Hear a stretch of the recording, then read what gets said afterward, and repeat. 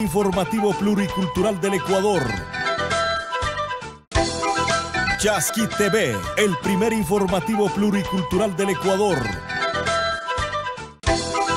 Chasqui TV, el primer informativo pluricultural del Ecuador. Chasqui TV, el primer informativo pluricultural del Ecuador. Chasqui TV, el primer informativo pluricultural del Ecuador. Chasqui TV, el primer informativo pluricultural del Ecuador.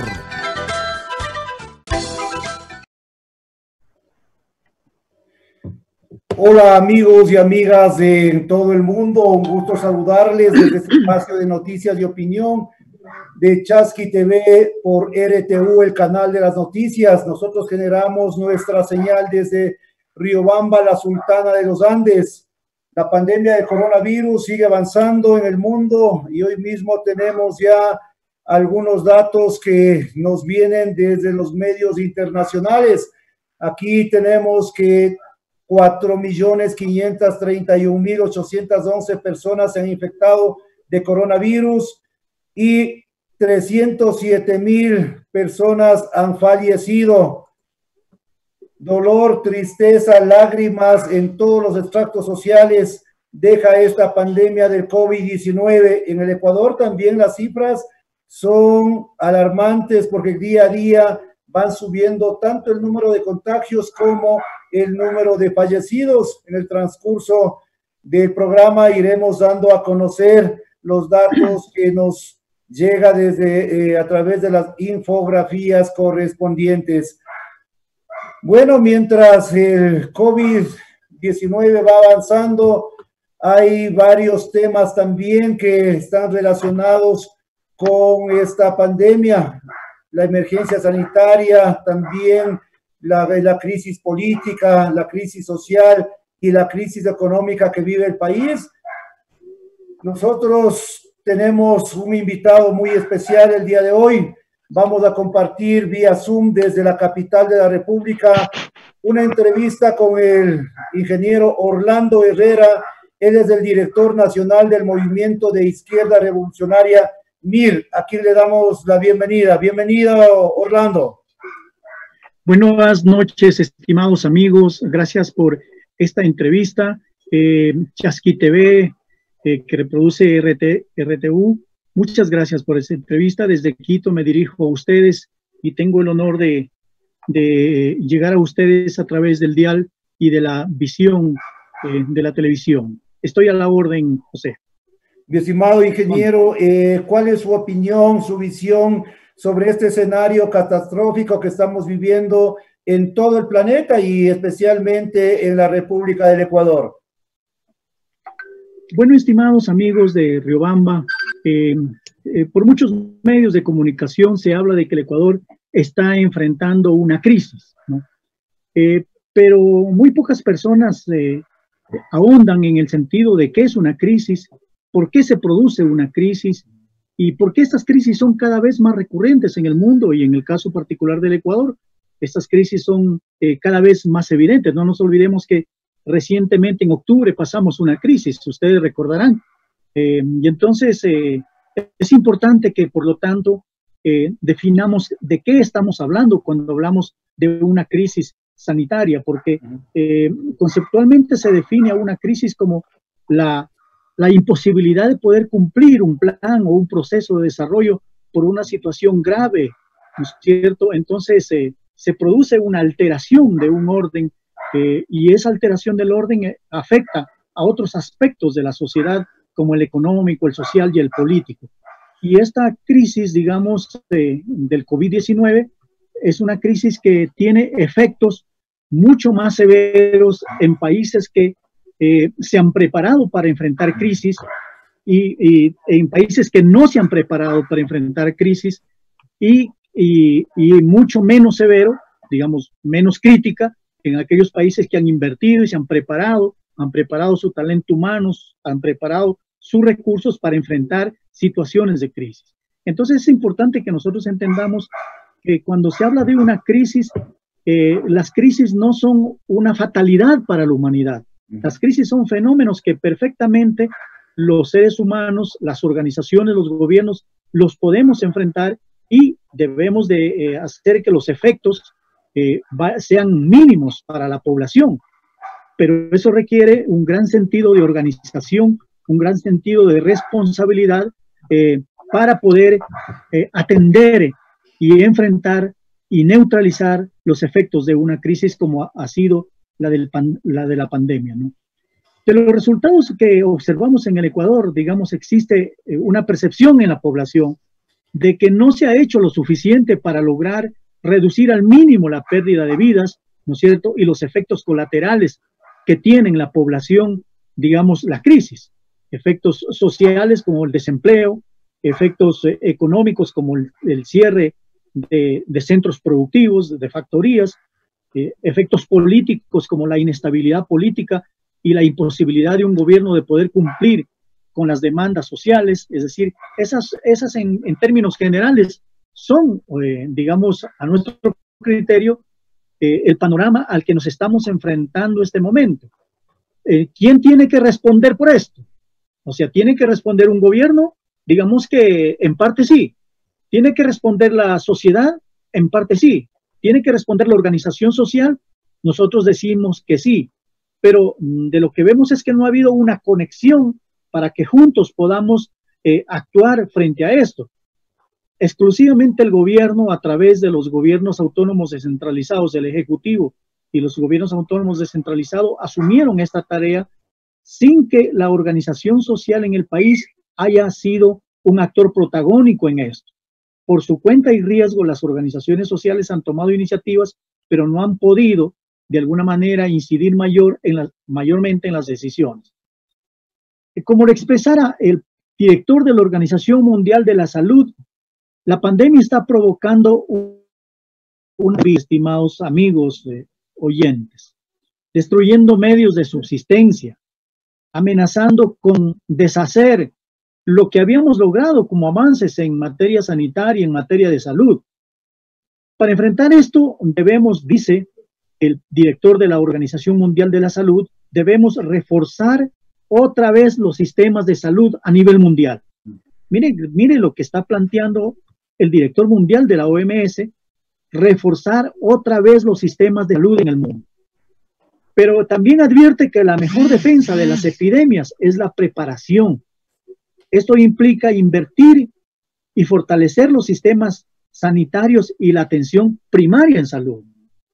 Uno se pregunta entonces si los sistemas de salud y la seguridad sanitaria, que son dos caras de una misma moneda, si un gobierno no ha invertido en esto, las consecuencias sanitarias y los efectos colaterales a nivel económico, social y político son terribles, y la pandemia va a tener unos efectos muy, muy negativos si es que los gobiernos no actuamos a tiempo. Y no actuar a tiempo no se trata solo de declarar, digamos, el estado de emergencia y la inmovilidad de las personas, sino de tener las políticas correctas, concretas, para poder neutralizar y reducir al mínimo los efectos de esta crisis. Esta es una primera panorámica, Juan, de lo que podría decir. Mi estimado Orlando, en esa panorámica, cuando el gobierno solamente ha decretado el estado de emergencia sanitaria y de inmovilidad, pero ¿cómo fortalecer el sistema de salud cuando hoy mismo estamos viendo diferentes escándalos de corrupción? Hoy mismo estamos viendo, y según los especialistas, según los varios activistas sociales y políticos, indican de que el sistema de salud está entregado a personas por cuotas políticas y no desde un ámbito técnico. ¿Qué hacer? Entonces, ¿cómo fortalecer este sistema de salud cuando tenemos muchos problemas políticos, estructurales en el tema del sistema de salud? Claro, digamos que hay algunas medidas que tienen que tomarse considerando los problemas concretos que vive el país. Yo te diré que los efectos que se tienen en salud tienen que ver con la situación, por ejemplo, laboral en el país. No nos olvidemos que el ministro Luis Poveda informó hace algunos días atrás que 66.400 trabajadores hasta la fecha han sido desvinculados. Esto es, despedidos, sin haber cobrado sus indemnizaciones. Qué ironía, ciudadanos, que los empresarios que realizan donaciones de kits, se toman las fotografías, visitan los hospitales, ¿no es cierto?, constituyen un fideicomiso privado para atender a los familiares pobres, sean los mismos que al otro día vayan a las empresas y despidan a los trabajadores. En el sector textil, en el sector confecciones, en el sector turismo, en los medios de comunicación, los servicios aeroportuarios, por decir, tantos y tantos trabajadores han sido afectados. Miren, las empresas EDESA, que ustedes tal vez conocen que pertenecen a Juan El Juri, y la empresa LATAM, cuyo accionista principal es el presidente Piñera de Chile, fueron las empresas que hace unos 15 días atrás despidieron a cientos de trabajadores en el país, un caso emblemático en el país. Pese a que el presidente había dicho anteriormente, el 12 de marzo, que no habría despidos en el país mientras se afronte la epidemia del coronavirus. Eso lo dijo públicamente el presidente, que no habría despidos en el país mientras el país afronte la epidemia del coronavirus. Está en un medio de comunicación, digamos. Sin embargo, los empresarios, haciendo caso omiso de eso y amparándose en el artículo 6, del numeral 6 del artículo 169 del Código del Trabajo, simplemente dijeron, no hay condiciones, es una fuerza mayor, no hay cómo trabajar, y entonces se suspenden los trabajos y simplemente se acogieron a esto y lo que hicieron es despedir a los trabajadores. Mire, esta es una situación muy crítica. Se cerraron empresas, ¿no es cierto? Y este cierre de empresas, el haber cerrado negocios, las actividades autónomas, digamos, influyó que por ejemplo, en el país, la población económicamente activa, esto es 8 millones, que podemos trabajar, solo 3.200.000 accedamos a un trabajo de forma regular. Esto es con un contrato y afiliado a la Seguridad Social. Esta situación crítica para la CEPAL, la Comisión Económica para América Latina, nos dice que si los gobiernos no toman medidas anti-COVID, pasaríamos en una línea de la pobreza de un 25.7 actualmente a un 30.8 en la línea de la pobreza. Eso se traduce en aumento de la pobreza, este momento, en el caso del Ecuador. Esa es una problemática muy seria, que se la tiene que tomar en cuenta. Uno dice, bueno, ¿y por qué el presidente de la República, digamos, y por qué el gobierno nacional no toman estas decisiones en el sentido de poder proteger el interés nacional? Uno dice que el gobierno no tiene un plan nacional, no tiene una agenda país, y muchos sectores, incluido yo, pensamos que no, que el gobierno no tiene un plan para el país y una agenda para el país, porque él prontamente acogió la carta de intención del Fondo Monetario Internacional y la transformó en la hoja de ruta del quehacer del gobierno. No nos olvidemos que hasta ahora, después de 3 años, el gobierno, la principal preocupación no ha sido cumplir con su plan de trabajo. No nos olvidemos, quiero recordarles que el 2017 el presidente se comprometió como parte de la campaña a crear empleo, a desarrollar vivienda social, ayudar a los adultos mayores, apoyar la agricultura en el país, el crédito productivo, ¿cierto? Y prontamente ese plan fue abandonado. Es importante que los ecuatorianos nos demos cuenta que hoy cogobierna con los partidos que ayer eran oposición y lo combatían. Sin embargo, ha cogobernado, a pesar de que esos partidos ayer lo combatían, entraron rápidamente en el gobierno. Toda esta situación llevó, digamos, a que esta carta de intención ha ido provocando una crisis en el país, dado que a cambio de obtener préstamos del Fondo Monetario Internacional, el gobierno tuvo que comprometerse a implementar reformas laborales para flexibilizar la contratación pública, eliminar el derecho a utilidades, incrementar la edad de la jubilación, ¿no es cierto?, reducir el tamaño del Estado. O sea, la vieja receta neoliberal que ya la conocemos los ecuatorianos. Eso provocó que en octubre, ¿no es cierto?, el gobierno se atreva a intentar incrementar el precio de los combustibles y del transporte público a través de un decreto denominado 883. Ahora, el pueblo mi ecuatoriano, estimado, como no podía ser de otra manera, salió a las calles y con su accionar le dijo al presidente: no se quede en vigencia este decreto, tiene que derogarlo, y así fue, recordémoslo, ecuatoriano. ahora, mi estimado Orlando, si nosotros estamos viviendo problemas políticos por lo que usted acaba de mencionar, simplemente el gobierno ha llegado a acuerdos con la clase política y de esa forma de pronto ha ido repartiendo entre ellos las decisiones para los ecuatorianos. El pueblo queda a un lado. Las decisiones se le toman solamente pensando en los empresarios grandes y no en la sociedad, no en lo micro. Es decir, Orlando, ¿en qué momento se rompe el tema político, gubernamental y se va a un lado del pueblo? ¿Cómo entender esta circunstancia? Para ellos el país solamente son los partidos políticos, los grandes empresarios, pero no la gran masa de ecuatorianos. Yo creo que aquí hay que tomar en cuenta que tenemos una burguesía ecuatoriana parasitaria, que no vive, sino con raras excepciones, de la producción, del proceso productivo, de la inversión nacional, ¿no es cierto?, de la dinamización de la economía, sino que lo que hace es como pulpo, digamos, extender los brazos, recoger los recursos, sobreexplotar a los trabajadores y mandar hacia afuera los capitales. Por eso no tenemos liquidez.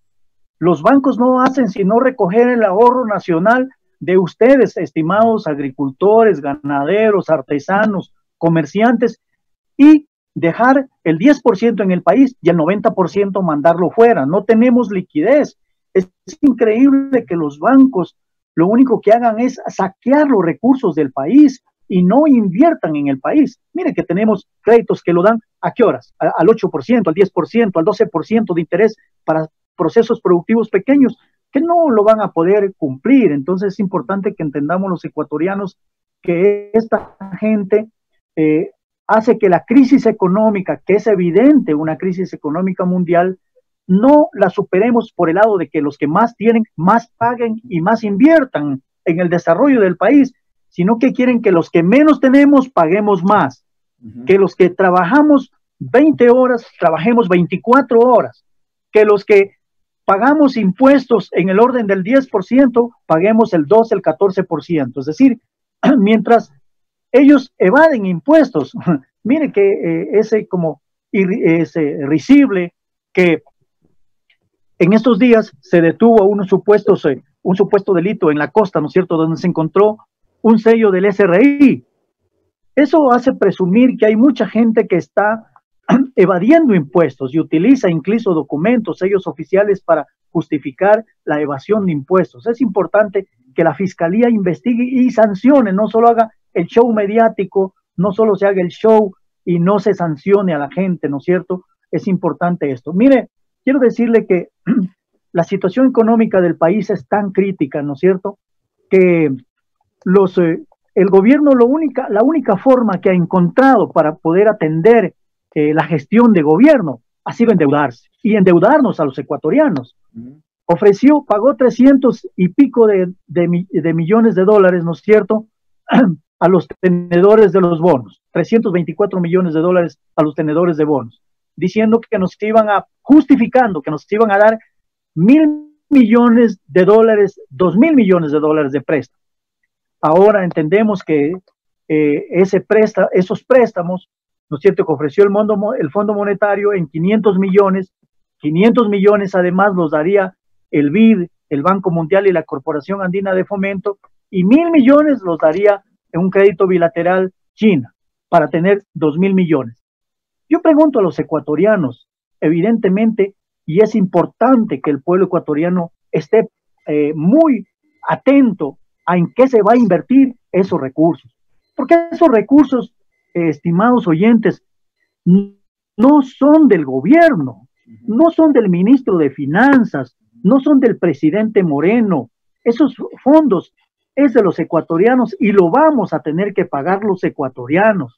Nadie nos está regalando un centavo. Así que es importante que nosotros hagamos una auditoría y un control social a dónde se va ese dinero.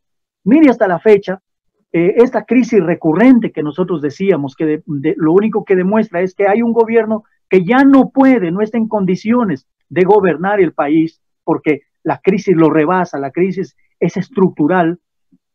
Por lo tanto, tenemos que atender medidas y acciones políticas de orden estructural, esto es de largo plazo, no políticas de mediano plazo.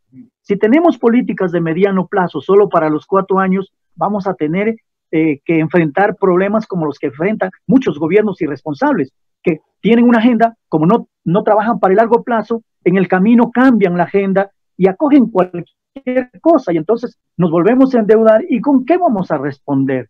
No se está invirtiendo en el desarrollo del país, nos estamos gastando la plata, ¿no es cierto?, en temas que no necesariamente tienen que ver con resolver la causa de la crisis. Está queriendo nosotros con una aspirina curarnos del cáncer, y no es así. Tenemos que atacar las causas del cáncer y ahí tenemos que pensar en serio en esto. Y decirte, compañeros que me escuchan, oyentes de este programa importante, y Juan, decirte que evidentemente esta situación ha hecho que, por ejemplo, en la Asamblea Nacional, todo el mundo pretenda chantajearlo al gobierno. Si no me das la administración de esta provincia, yo no voto. Si no me das el manejo de esta institución, yo no voto. Y usted también se topa con asambleístas que no están trabajando por el sentido nacional, que no informan a sus electores, al soberano que los eligió, de por qué toman tal o cual decisión frente a esta situación. Nosotros pensamos que la Asamblea tiene que legislar y tiene que ponerse en serio, no solo demagógicamente a decir que defendemos a los ecuatorianos, sino que tiene que legislarse para que el gobierno nacional no siga en su plan. Ya vendrán los planes de privatización después de esto, porque ¿con qué se va a pagar los préstamos? Ya vendrán los planes de ajuste a los precios de los productos de primera necesidad, ya vendrá el incremento del IVA, u otra vez incrementar el precio de la gasolina. Así que atentos, ecuatorianos, no podemos permitir que se utilice la crisis para sobreendeudarnos de un lado, haciendo que la deuda, ¿quién la va a pagar? La mayoría de los ecuatorianos. ¿Quiénes son los beneficiarios de estas deudas y de estas crisis? Los grandes grupos corporativos que cogobiernan con el presidente y con el gobierno. Esa es una situación que tenemos que tener atento, porque no a cuenta de enfrentar el coronavirus vamos a permitir que se tome cualquier decisión, cualquier medida para cargarnos de deudas y para, uno dice, muchos sectores de la derecha están diciendo, ¿y entonces cómo pagamos a los empleados públicos? Conste que hasta ahora, hasta esta fecha, no se paga los sueldos de los empleados públicos. ¿Por qué no se paga los sueldos de los empleados públicos? Dicen, es que no tenemos plata. ¿Y por qué no tenemos plata si tenemos un gobierno que ya lleva 3 años en la administración? Dicen, es que el otro se lo robó a otro con ese cuento, señores. Eso está bien, que puede haber sido 1 año, que se puede justificar eso, pero no se puede justificar ya la inacción de un gobierno que no pone orden donde tiene que poner, es decir, tiene que recaudar los fondos de aquellos sectores que en el caso del Ecuador ganaron y han ganado ingentes cantidades de utilidades y que no pagan cuanto debían de pagar, ¿no es cierto? Y se pretenden que más bien que los que menos tenemos arrimemos el hombro, según dicen ellos, pero el hombre ¿para qué? Para sostener una política que es insostenible. Mi estimado Orlando, nosotros en Chasqui TV, el espacio de noticias y opinión, también vamos a saludar a nuestros amigos y amigas que nos sintonizan a lo largo y ancho del territorio ecuatoriano. Un saludo para Leonardo Macías en Calceta, provincia de Manabí, y también saludamos a Eduardo Mena en la ciudad de Riobamba, provincia de Chimborazo. Mi estimado Orlando, entonces, con este panorama que vive el país, parecería de que no tenemos horizonte como Estado, como nación, y se van activando más bien nuevas iniciativas de trabajo, por ejemplo, la economía popular y solidaria, las organizaciones sociales, las comunidades, se están organizando para emprender, para tomar acciones porque el Estado les ha abandonado. Uno se pregunta cuál es la salida, porque sí hay salida, ¿no? Hay una salida. La salida que plantea el Fondo Monetario es cargar la crisis sobre el pueblo ecuatoriano. Y la salida que planteamos las organizaciones como la nuestra, las organizaciones sociales, es una salida en que el pueblo ecuatoriano, que ha venido generando la riqueza de este país y que ha venido contribuyendo para que en todo este tiempo podamos, desde la solidaridad, desde la cooperación, desde el trabajo, desde el intercambio, enfrentar esta crisis de forma exitosa. Esta crisis, desde el punto de vista alimentario, ha sido resuelta, compañeros, oyentes, amigos, por el aporte de toda la producción agrícola de las comunas, de las comunidades, de las parcelas comunitarias de la costa. Ha sido la papa, el plátano, el arroz, ha sido los granos, ha sido la harina, que viene de la pequeña y mediana producción, la que nos ha salvado. Ha sido los sistemas de solidaridad y de cooperación la que nos ha salvado. No nos ha salvado la gran empresa. Ellos han hecho el negocio con el gobierno sobrepreciando, incluso sobrevalorando un kit alimentario de $5 a $8, un kit alimentario de $20 en $25. O sea, todo lo vieron con negocio. Yo creo que es importante, esta crisis nos ha enseñado que hay unos sistemas alternativos, ¿no es cierto?, para enfrentar las crisis alimentarias con éxito, como es la participación de la organización popular, la inclusión social en las decisiones, la solidaridad de los productores hacia los consumidores. Ha sido lo que nos ha salvado. Ahí está la prueba. Pero sin embargo, nosotros también tenemos que exigirle también, digamos, al gobierno, porque además así lo demandan los organismos como la Organización Internacional del Trabajo, lo recomienda la Organización Mundial de la Salud y lo recomienda la Comisión Económica para América Latina, CEPAL, que el gobierno tiene que lanzar un plan de emergencia, crear un fondo nacional de emergencia para garantizar un ingreso mínimo a la población. Sí. Si planteamos un salario básico o la mitad de un salario básico de forma universal para toda la población, eso ayuda, contribuye durante 6 meses a reducir el impacto económico y la crisis en las familias trabajadoras, que son la mayoría y que ya no tenemos $1 para seguir subsistiendo. Un plan de estímulos tributarios, por ejemplo, para exonerar del pago de impuestos a empresas que conserven los empleos. Es decir, es importante que el gobierno pueda decir, bueno, durante estos 3 o 6 meses vamos a liberar, vamos a declarar una moratoria para el cobro de impuestos a cambio de que las empresas, digamos, no echen a la calle a los trabajadores. Una línea de crédito productiva pública con bajos intereses y largo plazo para estabilizar la producción y el empleo. Es importantísimo esto, compañeros. La repatriación de los capitales de las empresas que están en el país y que lo tienen el 80 y el 90% por fuera, sus capitales.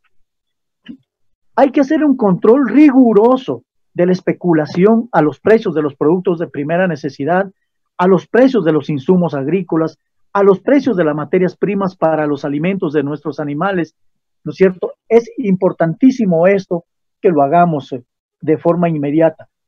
También nosotros pensamos que hay que fiscalizar la gestión de cómo se manejan y pedirle a la Asamblea Nacional que fiscalice y legisle para que se haga un control exhaustivo de cómo se van a manejar los fondos de la deuda externa, estos préstamos que se están dando de manera de emergencia por el COVID, que está transfiriendo el Fondo Monetario y los multilaterales, que se los fiscalice. No es que se los entregue y ya nos dicen ellos por un informativo solamente que así se ha distribuido, no.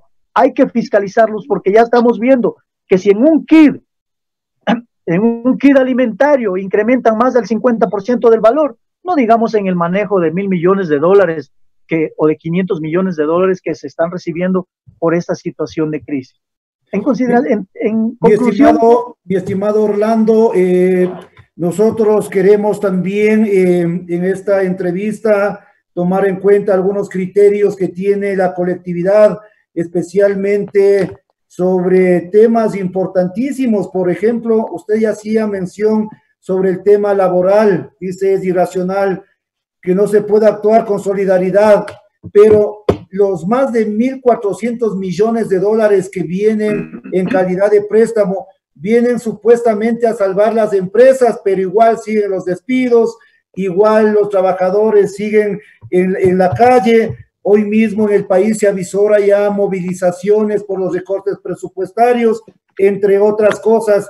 Nosotros quisiéramos saber más sobre estos temas, pero antes vamos a saludar a nuestros amigos y amigas, a Gabrielita Endara, a Sami Mena, a Vicente Ney Valero, a Eduardo Mena y a Dinora Maldonado en la ciudad de Riobamba, provincia de Chimborazo. Saludamos también a la familia Andrade en la ciudad de Machala, provincia del Oro, a don Nelson Buñay en la Florida Norte, en Guayaquil. Mi estimado Orlando, vamos nosotros a volver del corte comercial para seguir dialogando sobre temas importantes, especialmente sobre la corrupción que está haciendo el pan de cada día en estos últimos días en el gobierno nacional. Nosotros volvemos luego del corte comercial para seguir con la entrevista con Orlando Herrera desde la ciudad de Quito.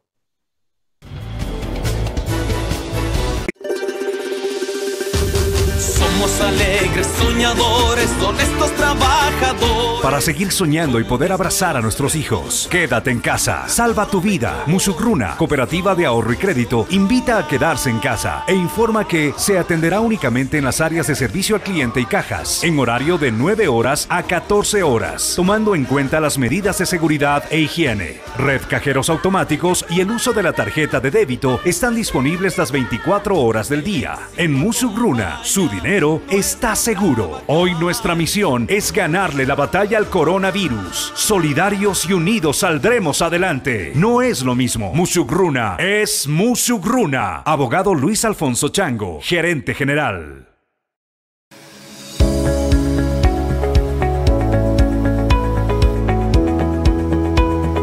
Agradecerles porque vienen haciendo ese trabajo. Hay mucha gente que está necesitada, mucha gente que requiere de ustedes, que por favor ayuden a ayudar.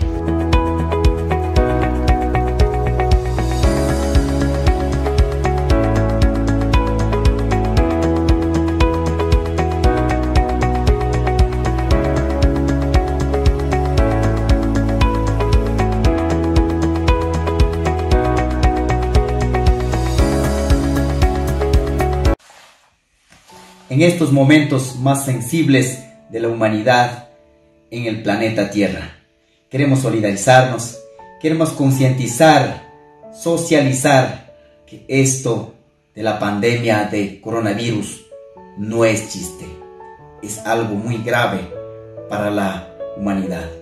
Y nosotros, decididos a trabajar en la prevención de la contaminación, estamos dotando de diferentes equipamientos para la sociedad guamoteña de aquí, de nuestro territorio. Estamos con ustedes, cumpliendo las disposiciones. Señor Presidente de la República, señora Gobernadora, señores compañeros, colegas, autoridades, socialicemos, comuniquemos, concienticemos a todos los conciudadanos. Unidos venceremos de esta pandemia. Sí puede ser. Hasta el fin, el cuidado de nuestra vida. Quedemos en nuestras casas, en nuestros hogares, por proteger a nuestros seres queridos. Con amor, trabajamos hasta el fin.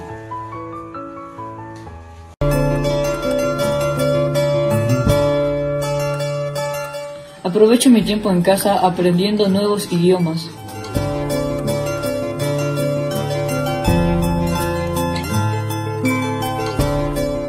Tú también lo puedes hacer ingresando a www.educacionbilingüe.gov.es. Yo aprendo en casa. Wasipi Sakiri. El gobierno de todos.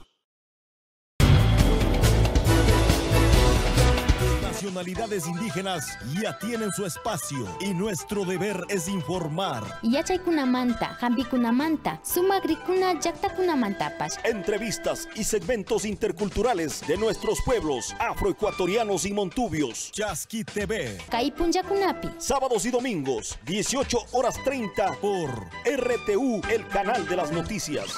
Las nacionalidades indígenas ya tienen su espacio y nuestro deber es informar.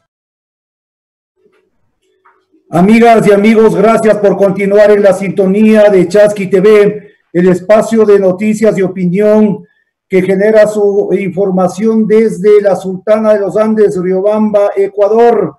Estamos en un diálogo con el ingeniero Orlando Herrera. Él es el director nacional del Movimiento de Izquierda Revolucionaria, MIR.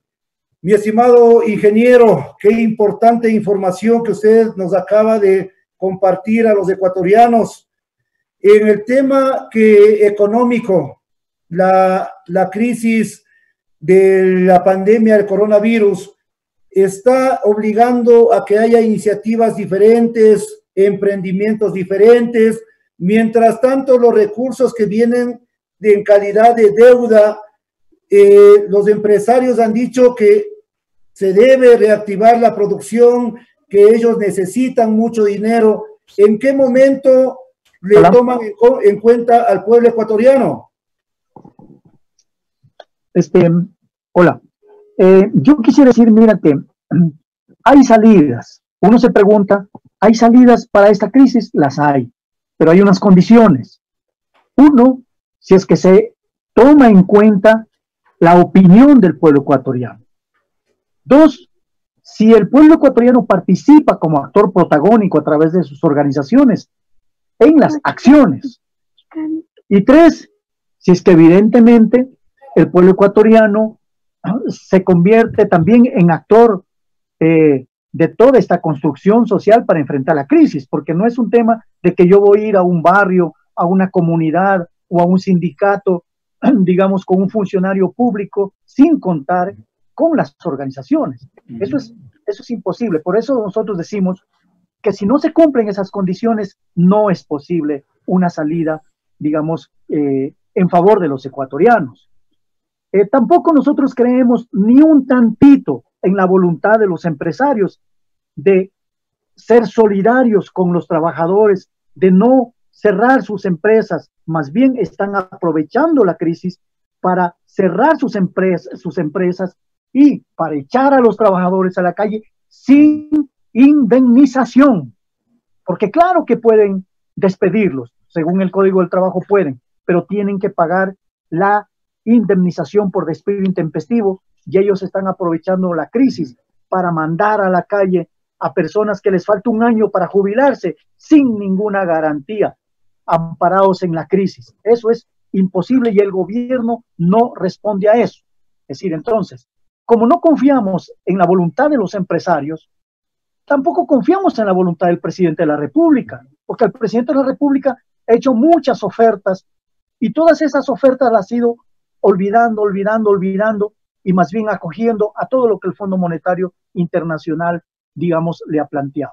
En ese contexto, nuestra organización está ya haciendo un llamado a la unidad nacional, a todas las fuerzas sociales para exigir un cambio en la política económica del país, un cambio radical de 90 grados. No podemos seguir en una línea implementando un plan que no da resultados para el país, que no favorece a las mayorías y que solo se pretende, por la vía del endeudamiento, disponer de estos recursos para salvarse unos 4 vivos, jodiéndolo al pueblo ecuatoriano. Nosotros demandamos, dado que tenemos un ministro de Finanzas, un ministro de Defensa y una ministra de Gobierno, que sobre sus manos están llevando el peso de aquellos muertos de octubre. No nos olvidemos jamás que esa campaña en octubre le costó al pueblo ecuatoriano muertos, heridos, perseguidos, reprimidos, enjuiciados, y tienen que dar cuenta. No nos olvidamos de eso y exigimos su destitución. Tienen que salir del gobierno porque son responsables de esa política de represión al pueblo ecuatoriano. Pero también debemos de demandar la acción de los asambleístas, por favor. Los asambleístas de Chimborazo, ¿dónde están y qué están haciendo? ¿A quién están respondiendo? ¿Responden al pueblo de Chimborazo, a las comunidades, o responden a su partido, a sus intereses, a sus amiguitos o a sus iglesias? No, señores, no amigos, no, quienes me escuchan. El asambleísta tiene que responder a las necesidades de las mayorías, del soberano que los eligió, que es el pueblo. El soberano no es el partido que les dio el auspicio electoral, no es el director del partido el soberano, o el gobernador, o el ministro, no, ni siquiera el presidente es el soberano. El soberano es el pueblo ecuatoriano que lo eligió, y exigimos que la Asamblea Nacional legisle, fiscalice en función de los intereses nacionales. En virtud de que no se ha cumplido, nosotros hacemos un llamado para que la Asamblea Nacional enjuicie políticamente al presidente de la República. Constitucionalmente efectivamente hay las condiciones para que se llame a un juicio político al presidente de la República. No podemos seguir tolerando que después de 3 años el presidente incumpla con el plan de gobierno y pretenda vía el endeudamiento y vía reparto de regalitos contentar o confundirnos al pueblo ecuatoriano. Nosotros hacemos un llamado para que se establezca un juicio político y la destitución del presidente de la República por incumplimiento de su plan de trabajo. Nosotros pensamos que hay que declarar inmediatamente la moratoria de la deuda externa y que un nuevo gobierno sea el que retome unas negociaciones convenientes para el país. Hacemos un llamado para que se establezca un gobierno transitorio en el país. No podemos seguir en las mismas condiciones y convocar a unas elecciones con los mismos sectores presidiendo el proceso electoral. Tiene que cambiarse esto. Llamamos a conformar asambleas populares en todo el país para promover un gran acuerdo de salvación nacional, digamos, desde las organizaciones sociales, populares, sindicales, campesinas, indígenas, para integrar este gran acuerdo de salvación nacional. Eso es lo que estamos planteando y les hacemos un llamado a todos los ecuatorianos que me escuchan para que en el marco de lo que es el ordenamiento democrático nacional nos movilicemos para plantear este cambio urgente y necesario para salvar al país. Esta es la opinión que tiene Orlando Herrera, director nacional del Movimiento de Izquierda Revolucionaria.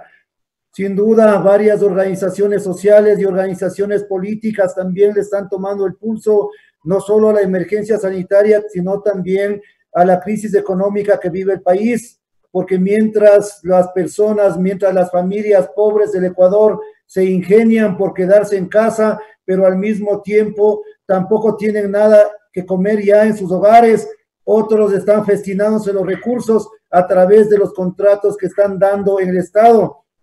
Esta semana la Fiscalía ha hecho varios allanamientos de viviendas, de instituciones para buscar indicios sobre la corrupción que ha sido denunciada especialmente por redes sociales. Nosotros aspiramos que las autoridades tomen cartas en el asunto porque no podemos robarle el dinero al pueblo y peor aún en una emergencia sanitaria que nos está afectando a la mayoría de familias en el Ecuador. Mi estimado Orlando, en el tema de corrupción, varios escándalos, la Fiscalía ha hecho varios allanamientos.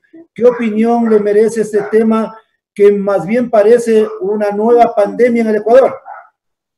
Yo creo que como son problemas estructurales, la corrupción es la consecuencia, digamos, de una política en la que el lobo está cuidando las ovejas y el lobo dice, yo no me las voy a comer, y las ovejas le creen, y a mí me parece que nos están poniendo en una situación en la que dicen, oye, pero si es como que el ladrón grita después de robar a alguien asustado porque lo van a coger, cojan al ladrón, y la gente castiga a la víctima, coge a la víctima y el victimario se huye. Entonces me parece, ecuatorianos y ecuatorianas, que la corrupción es la consecuencia de una política, digamos, que no se está aplicando como se tiene que aplicar. O sea, todo el peso de la ley no tiene que ir para quien se roba un celular. Todo el peso de la ley tiene que ir para quien atraca los fondos públicos prevalido de su cargo, de la función que desempeña. No puede aplicarse de la misma ley a quien dispone de una gallina que a quien dispone de $1 millón que le corresponde al pueblo ecuatoriano. En estas o en otras crisis, no nos olvidemos que cuando hubo otras crisis también se encontró actos de corrupción. Nosotros, como los que más no llamamos, sino que creemos, estamos convencidos de que hay que aplicar medidas sancionatorias, digamos, con participación popular de aquellos delitos en los que los corruptos están manejando las instituciones. No podemos tener un gobierno que ponga a corruptos a manejar las instituciones, porque esos corruptos, evidentemente, cuando ven el arca abierta, se llevan el santo y la limosna. Es importante que nosotros, ecuatorianos, nos demos cuenta que desde abajo, desde las organizaciones, tenemos que combatir la corrupción. Entonces, esto no solo que le corresponde a la fiscalía hace un proceso. Yo creo que le corresponde al pueblo ecuatoriano hacer un juicio nacional popular contra los corruptos, para que el pueblo sepa quiénes son esos corruptos, porque pasado mañana, a través de los medios de comunicación en las redes sociales, pagaron una gran campaña, el corrupto, el ladrón, el atracador de los fondos públicos, termina siendo hasta candidato, termina siendo hasta asambleísta, termina siendo presidente, porque parecería que robar, y teniendo un gran medio de comunicación a un lado, no es un delito, sino que es ahora una especie de premio que se le da, no ecuatoriano. Es el momento que nosotros, el pueblo ecuatoriano, despierte y sepa que hay que hacer acción popular contra los corruptos, estén donde estén, sea quien sea. No, este no es un tema solo de la fiscalía, porque a veces la fiscalía puede actuar parcialmente, porque puede ser el amigo mío, el asambleísta, el gobernador, quien me puso en ese cargo. Se trata que el pueblo ecuatoriano haga acción popular contra los corruptos. El sindicato debe hacer acción popular contra los empresarios corruptos, ¿no es cierto? Los campesinos tienen que hacer acción popular contra los funcionarios de la política agraria que no cumplen con su deber. Y así todos tenemos que trabajar en esta acción popular. No hay otro camino. La fiscalía hoy día puede decir, sancionemos a 1 de 10, y a 1 de 10 luego en dos años, en 6 meses ya está fuera. ¿Y la plata? ¿Y dónde está la plata? ¿Y qué lección tiene la familia ecuatoriana? Porque dicen, no, ya robó, ya le perdonaron, ya pagó la pena, pero estafó y perjudicó al pueblo, porque son los fondos sagrados del pueblo.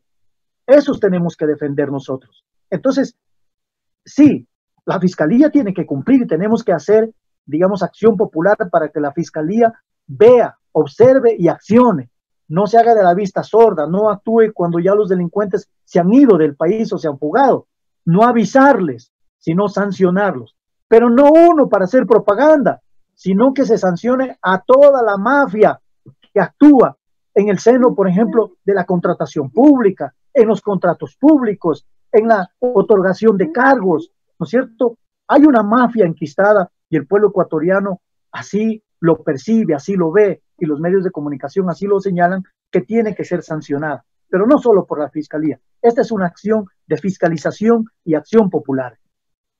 Así es, mi estimado ingeniero. Permítame saludar a nuestros amigos y amigas que están ahora mismo en sintonía del espacio de noticias y opinión de Chasqui TV por RTU, el canal de las noticias. Saludamos al máster Luis Enrique Pinduizaca en la comunidad Santa Bárbara, parroquia Punín, Cantón Riobamba. También un saludo muy especial a Nelson Buñay, un amigo que nos sintoniza en la ciudad de Guayaquil, en la Florida Norte. También a Ángel Macías, a Vic Uyana Narváez, a Ángel Leonardo Macías. Saludamos a todos nuestros amigos que nos sintonizan a lo largo y ancho del territorio nacional y también a nuestros amigos que están fuera del país.